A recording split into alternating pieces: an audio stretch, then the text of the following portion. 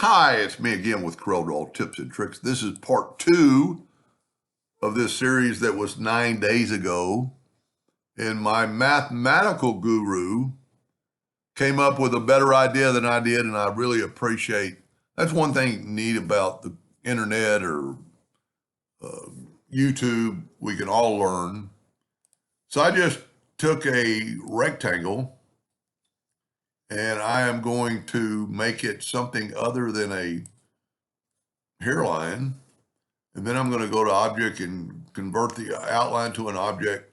And then I'm going to left click, right click. And then I'm going to rotate it 45 degrees. Now, I'm going to make it 5 inches. You could make it any size. But I'm going to put my nudge factor on 3.75. And I'm going to hit the plus key and I'm going to move it over. I'm going to hit the plus key and move it over.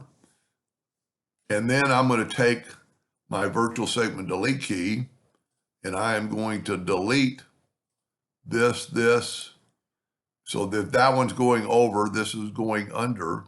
So I'm going to do that one. I'm going to go ahead and do the same pattern over and then under. And we're basically done. Oh, I did a boo-boo. I need to go this way. No? What did I do wrong? That one's going over. So this needs to go under. There we go. Maybe I just wasn't looking at it right. Now, I'm going to take, this is what he suggested. Take a 2-point line, hold down the control button so it's perpendicular. And then just take it, if you have snap to, it'll snap right to that node. I'm going to hit the plus key because I've got my nudge factor set on that 3.75. It put it right on it. I'm going to take my virtual segment delete key. I'm going to delete these lines. And we are done, basically, in doing this. Now, 3.75 times 2 is 7.25. Or if you don't know that, just go times 2. It's 7.5. It'll give you that number. So I've set my nudge factor on 7.5. And look at that. I can make as many of those as I want and don't have to cut a single other line. Now, the only probably downside in it, you've got, if you want to get rid of, if you don't want that empty link, you're going to have to repair this one, but that's minimal and easy. And you might even be able to figure out a better way to do that.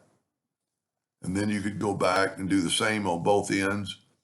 And then you could do what I did the other day and take your smart fill tool. Let's use that color. And let's do every other one. Well, yeah, that's right.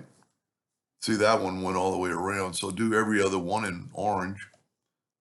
And then come back and do every other one in blue. Now this one, you're going to have to do both sides. Well, you know what? That makes it look over under. No, that's over under. I'm right. Anyway, so I think he's my mathematical guru, but he came up with a great idea. Anyway, I hope that helped a little bit. Thank you for watching.